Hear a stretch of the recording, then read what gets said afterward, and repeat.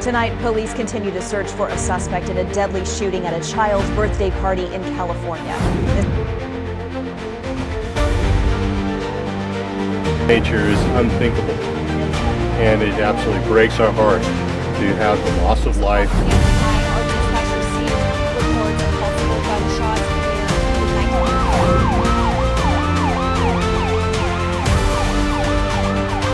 The Stockton community was thrust into chaos the moment gunfire shattered the evening at a children's birthday party, marking one of the most disturbing mass shootings California has faced in recent years.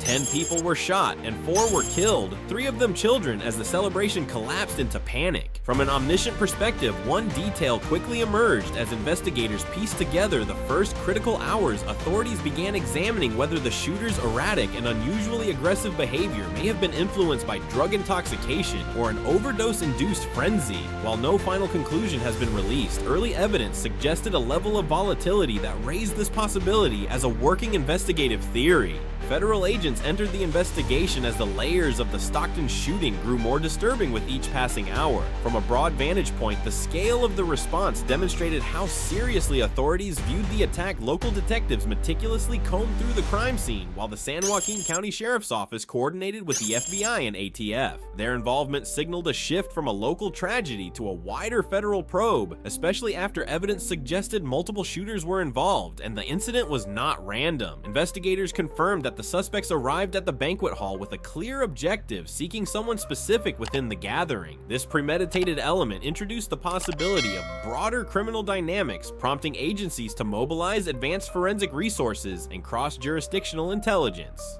Agents began reconstructing the event using ballistic mapping surveillance footage from nearby businesses and statements from witnesses who heard the distinct rhythm of gunfire. Each detailed timing location of shell casing's angle of impact helped federal analysts piece together the shooter's movements. Firearms discovered on the roof of an adjacent building further complicated the picture. Although not definitively linked to the attack, their placement raised questions. Were they discarded during the escape? Were they hidden earlier as part of a larger plan? For investigators, every object became a potential clue in an expanding network of possibilities.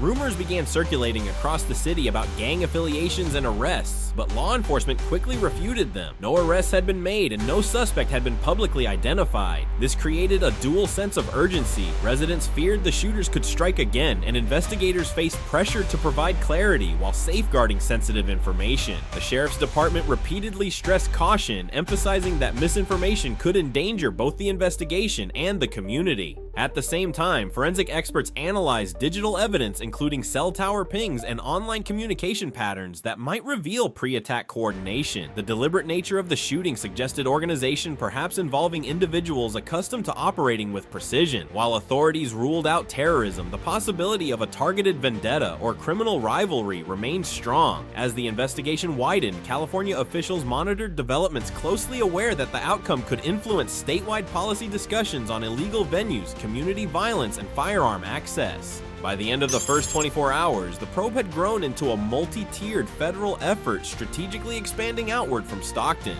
Agents understood that the key to solving this case lay not only in identifying the shooters, but in uncovering the networks that enabled them, networks now under intense scrutiny.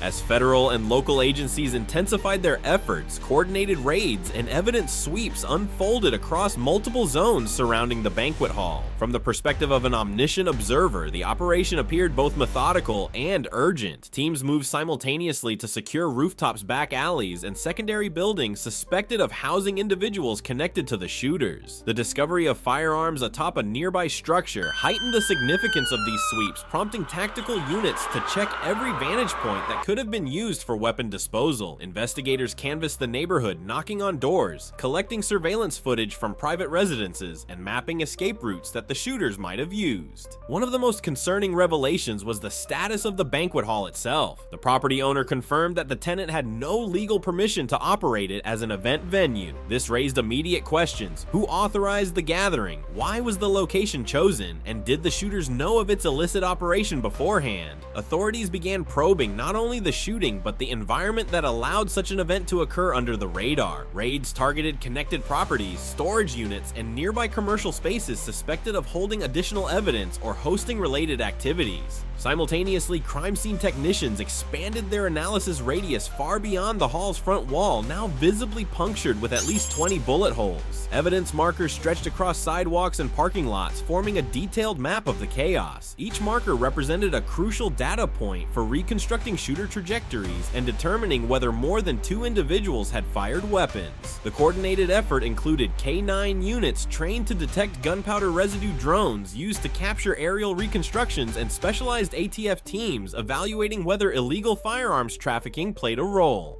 The sweeps also uncovered witness accounts that aligned with the theory of multiple shooters. Residents described seeing masked individuals fleeing toward a strip mall, while others reported vehicles speeding away moments after the final gunshot. Authorities cross-referenced these accounts with traffic camera footage and vehicle movement patterns to narrow down potential escape paths. Every raid, every search, and every lead formed part of a synchronized strategy aimed at tightening the investigative net. In these critical hours, the raids served not only to gather evidence, but also to assert control over a shaken community. The coordinated response reassured residents that authorities were actively pursuing those responsible while demonstrating the state's commitment to preventing further violence. The attack itself unfolded within seconds. Multiple bursts of rapid gunfire ricocheted off storefronts and homes along Lucille Avenue, a neighborhood typically quiet after Thanksgiving gatherings. Parents sprinted toward the sound of chaos, calling their children's names, slipping on pavement slick with spilled drinks and debris from the suddenly aborted celebration. First responders arriving within minutes found a scene marked by overturned tables, balloons drifting across the floor, and victims scattered both inside and outside the banquet hall. As the situation stabilized, officials released a comprehensive briefing that gave the public its clearest understanding yet of the tragedy's scale. The San Joaquin County Sheriff's Office confirmed the numbers that would define this event: 15 victims in total, 4 fatalities, and 11 injured. The deceased were heartbreakingly young children, ages 8, 9, and 14, alongside a 21-year-old adult. These figures crystallized the magnitude of the violence, transforming abstract headlines into a stark reminder of the human cost. Each number represented a life cut short, a family devastated, and a community forced to confront what had happened in its midst. Reporters and officials emphasized that the attack's nature made the numbers even more troubling. The incident occurred at a family gathering, a place where children should have been safe.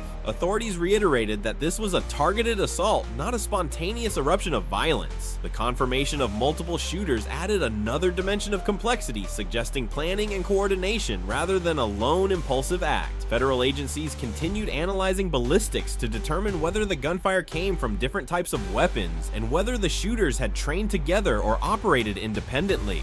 The numbers also extended beyond the victims. Dozens of law enforcement officers, firefighters, and medical teams had responded within minutes, illustrating the massive emergency mobilization required to stabilize the situation. Hospitals across the region activated trauma protocols, prepared operating rooms, and coordinated with blood banks as they received wave after wave of victims. Behind each statistic lay an infrastructure straining under the weight of a tragedy that no city should have to endure.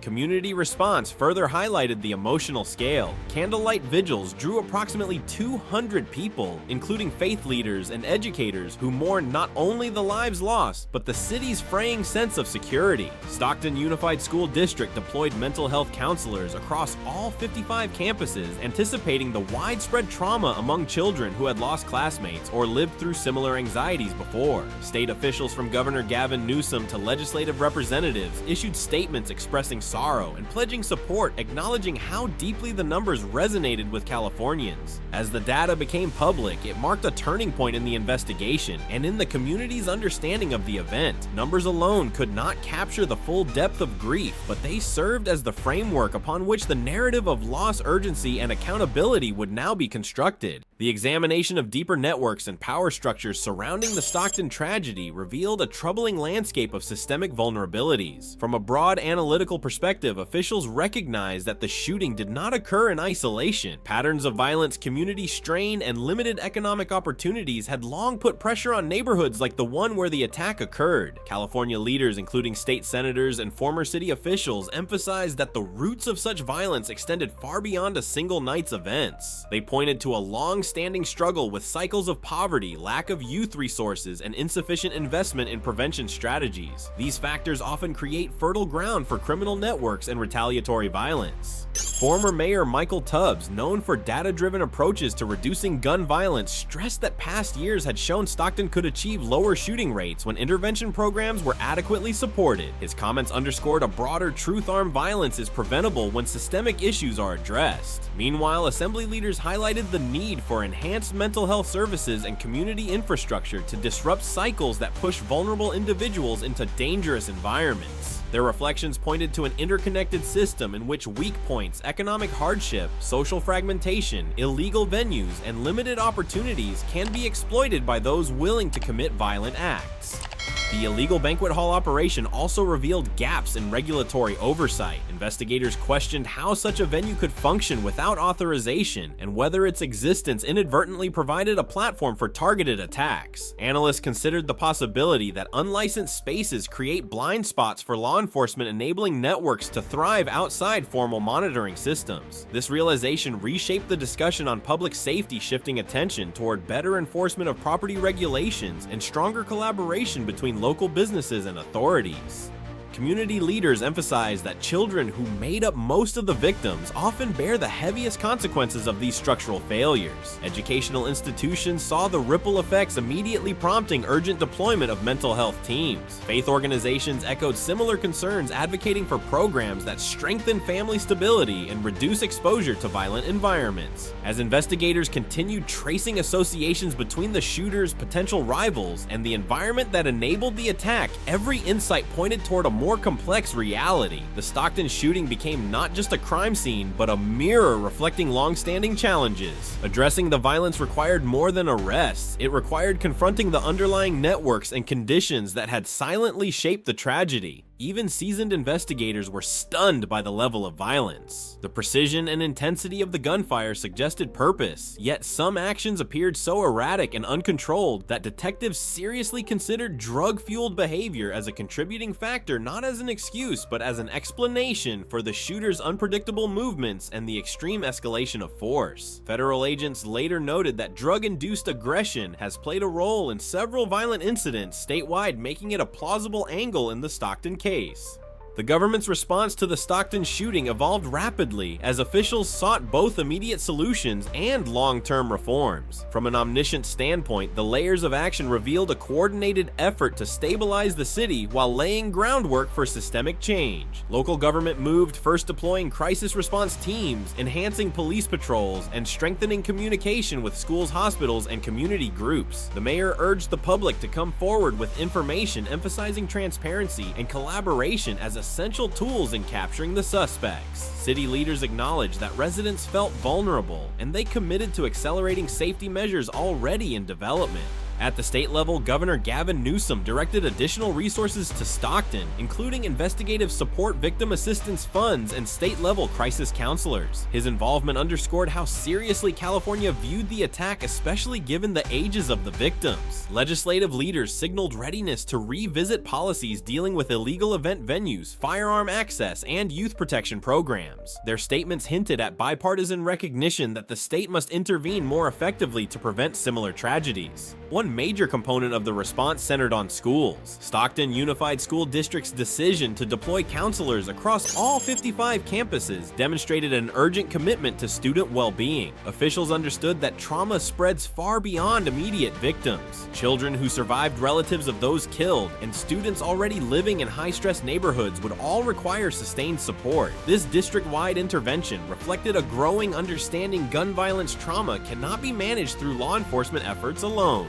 Meanwhile, police leadership called for expanded community policing initiatives, improved licensing enforcement for commercial properties, and stronger coordination with state and federal agencies. Their proposals emphasized prevention as much as enforcement. Leaders recognized that the shooters still unidentified operated within a gap in oversight that must be closed. Federal officials echoed these concerns, noting that the illicit use of unpermitted spaces created vulnerabilities that criminal actors could exploit. As government bodies at every level aligned their strategies, a broader reform agenda began to emerge. Enhanced mental health services, targeted economic investment, stricter venue regulations, expanded youth programs, and deeper cross-agency collaboration. Each reform reflected lessons drawn from the tragedy. While no policy could undo the loss of life, officials aimed to create conditions that would make such violence less likely to recur.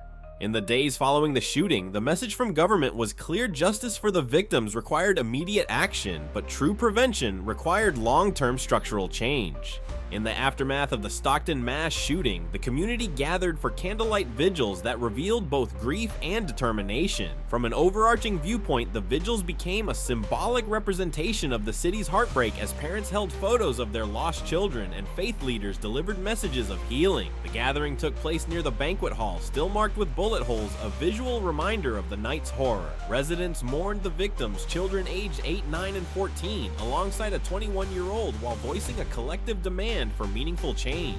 The message "enough is enough" echoed through the crowd, underscoring a deep frustration with the persistence of violence.